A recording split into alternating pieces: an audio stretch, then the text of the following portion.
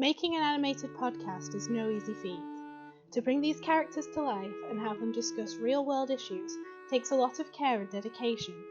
A team of 6 animation students took it upon themselves to write, direct, and produce a podcast that challenges the modern media's idea of representation, especially when it comes to LGBT characters. Welcome to Behind the Scenes on The Gay Agenda. Hi, we are the Graveyard Shift, and this is the Gay Agenda podcast. As a group, we considered a lot of social issues before agreeing that our project should be centred around the queer community. This was a topic we all felt passionately about, and from here we narrowed our options down to a discussion about representation in the media, specifically animation. We researched the topic thoroughly before we started planning for our podcast. We noted down examples of the shows we could think of that had at least one openly LGBT character, and gave our opinions on how that character was presented, compiling our ideas into a loose script. We were excited to talk about animations which celebrate diversity, such as Steven Universe, but we also made note of times where being gay has been used as the punchline to a joke, such as in The Simpsons. Ruby! Did they hurt you? No, I'm okay. Did they hurt you? Who cares? I do.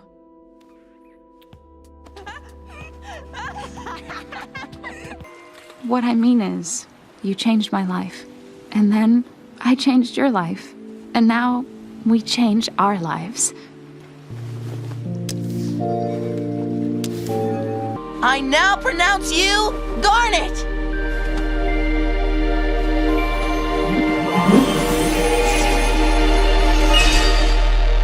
I'm getting married, and I need you to perform the ceremony.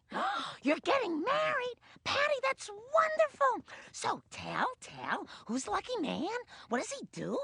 Let me guess. Does he work in customer support? Her name's Veronica.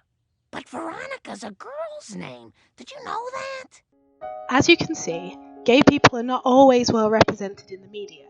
Historically speaking, it is only recently they have even been represented at all, and even now many consider it to be wrong or controversial to include queer characters in media aimed at children.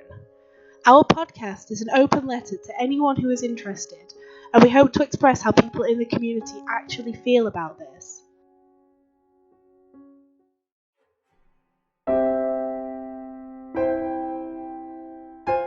Salty probably had the most changes when you compare her original concepts to her final design in the animation. I think her biggest change was the colour palette, which went from these saturated bright colours to something a bit more subliminal and muted. I decided to make Cozy a bat since just like them are pretty much nocturnal. To get across her laid-back personality, I made her design very rounded and soft and gave her very relaxed and approachable looking features. For example, her half-closed eyes and the heart on her chest. When it came to designing Cloud, the character went through a couple of different design changes. They were originally intended to be a red fox, as this felt easier to simplify in the design stage of production, but the more I drew them, the more their features began to resemble more of a fennec fox, which I liked better as the colours felt easier on the eyes and the shapes within the character felt more rounded and appealing. Closet's design went through many iterations along the way. She started off very human looking and became more deer-like to fit into the house style. The aim was to keep her looking feminine and colourful, even through these changes. I chose to make Smad look like me physically. He has a binder on because he's trans, he has a witch hat on because he's a witch, he wears a mask because he likes to hide things, kind of, like emotions and stuff, and his colour scheme is the demisexual flag because that's my sexuality. When designing my character, I wanted to incorporate some of my own features into the design. So an owl I thought would be fitting, because big eyes equal big glasses in my mind, and my own nightly habits of staying up too late is reminiscent of being an owl. I haven't used Illustrator before, but over time I found myself growing accustomed to all the tools. I found it easier than Photoshop, even though I've known Photoshop for much longer. When it came to building the head, I found the task tedious, yet oddly calming. It was simple to do, it just took a lot of mental energy to figure out what goes where and if it would work. Rigging the head was much more complicated than rigging the body. With the head, we have the different compositions rather than the mouths or the eyes. where the image would have to be swapped out to change the look. In Duik, you can set up own personal rigs on the head, so you could have a slider for the eyes, slider for the mouth, and then any rotations for the hair, any movements for the eyes, and so forth. This is why it's the most complicated part, because there's many aspects to the head to animate and rig. To learn how to use Duik, I went on the look on YouTube for any tutorials that could help. I found one YouTuber who speaks Spanish, but with the help of annotations I was able to figure out how to properly rig the face, especially the lips, as I had not found any information on how to properly rig those. For the body in Duik, it creates a skeleton, the head, the spine, the arms, the shoulders, and the legs if wanted. You can then attach all your Illustrator files to each part of the skeleton. Attach the hand to the hand, the head to the head, and then Duik will automatically rig that skeleton.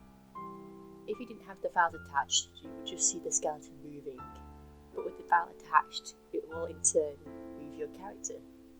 I think this is a good idea, because it allows you to quickly make this skeleton that can move your character in so many ways.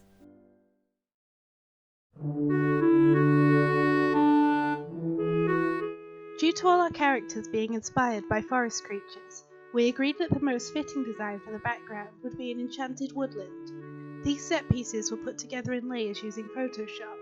We wanted a world that our characters would look natural in, while still presenting a panel show style podcast.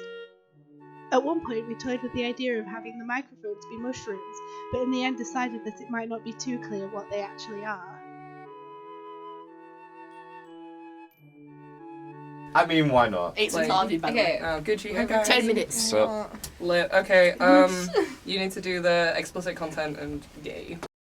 We decided we wanted our podcast to sound as professional as possible, so we booked out the recording studio to record our audio. Content warning. This podcast contains gay. And content. Shall we try that one again? Hi, we are the Graveyard Shift, and this is the Gay Agenda podcast. I am Smad, I use he, him pronouns, and I am cripplingly demisexual. This is the rest of the crew. I'm Salty, I'm bi, and I use she, her pronouns. I am Sky, I'm also bi, I am also a she. I am Cozy, I think I'm bi, but I'm still questioning, and I go by she and her pronouns.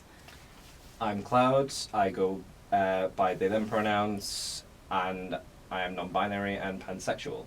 I'm Closet, I go by she, her pronouns, and I am bisexual. Yeah, anyway, I'm going to start this off as the crippling trans guy that I am. Today we're going to be discussing why representation about like queer people is important in mainstream media, and we're mainly going to be focusing on animated TV shows.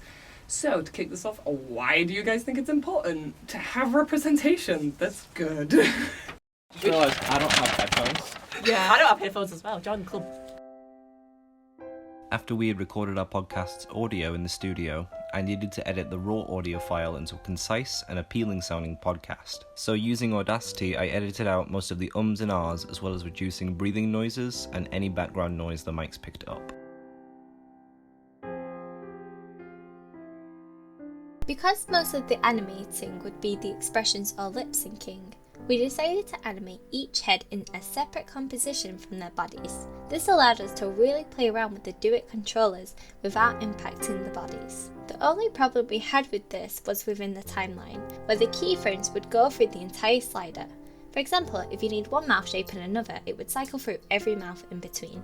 This was fixed by changing the keyframes to a hold keyframe. Additionally, there were times where the slider controllers wouldn't land on the frame we wanted, as there was a slight lag on some devices. We just made sure to be careful and check the animation every couple of frames for quality assurance. As for the body animation, Georgia was able to rig all the bodies using her assets, which made the characters appear as if they were leaning backwards and forwards, and included some subtle arm/shoulder movement. This thankfully had no issues. And that is what goes into producing a podcast. We're all extremely proud of it, and we hope that you enjoy it.